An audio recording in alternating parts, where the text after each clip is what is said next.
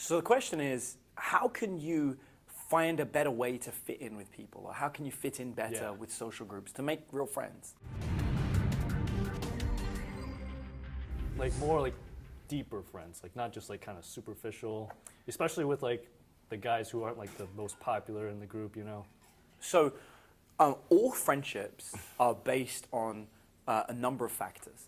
And the main thing is something that we call propinquity. Propinquity is the concept that you're more likely to form a friendship or a relationship with someone the closer they are to you.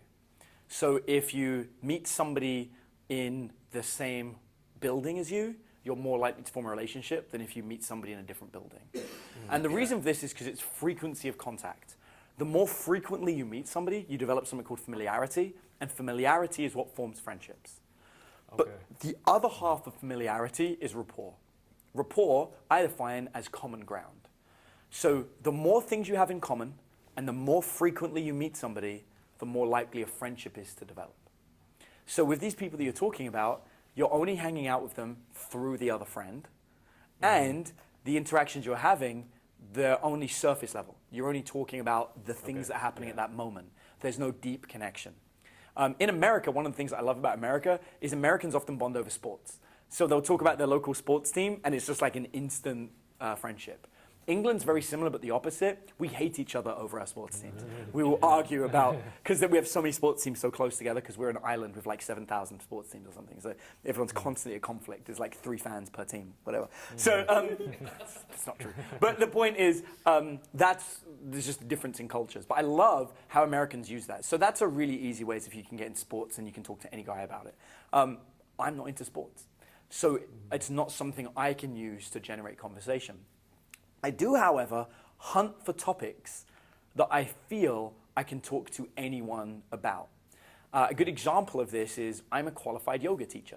I have a 200 EYT in Vinyasa Flow. And the reason I'm a qualified yoga teacher is I realized that I had nothing to talk to people that were into yoga about because I wasn't really into any of the subcultures or anything that went with it. So I was like, I'll become a yoga teacher. That would be an easy way to talk to people.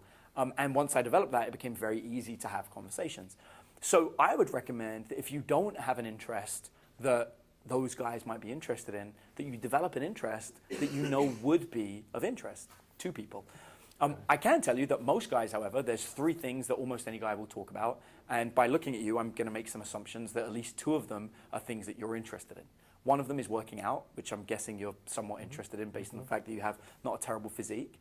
And most guys are more than willing to talk about workout routines and diet plans. If they're more ripped than you, they're going to want to share what they know.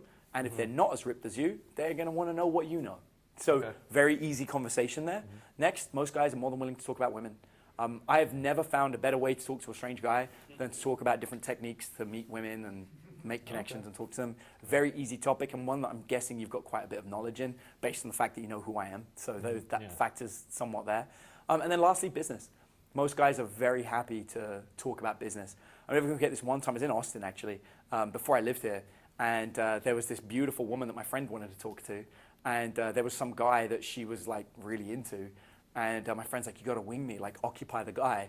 And so I went up to the guy and started talking about business. And me and the guy started, like, really negotiating a real business deal. It turned serious. And then the woman tried, like, ditch my friend and come and talk to the guy. And he's like, back off, women, we're talking business. And, like, just the woman was just like, like, what do I do? And me and this guy, like, just kept talking. My friend was like, you are so good. What did you do? I was like, discussed a real business deal that we want to do together. Like, but so real connections, like most guys are really interested in making money and growing their business. And so that's something they're going to be super interested in talking about. Okay. So I would argue that these are 3 clear topics you can use to develop friendships. But, what else are you into? Like outside of working out or any of those things I spoke about, what do you love doing yourself? I love learning like a lot of random topics. Like what? I'll go, Give me a random topic that you're interested in right now.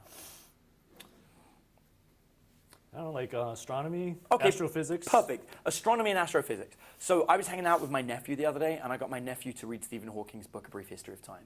And then we had an entire afternoon discussing A Brief History of Time and dimensional theory and black holes and everything. It was great, teaching about gravitational theory and what have you. That conversation happened between me and my nephew because my nephew is really into rugby, cricket, and a bunch of other sports that I just don't know anything about. And I needed a way to connect with my nephew, so I stuck the book in his hand, and then we spoke about that subject.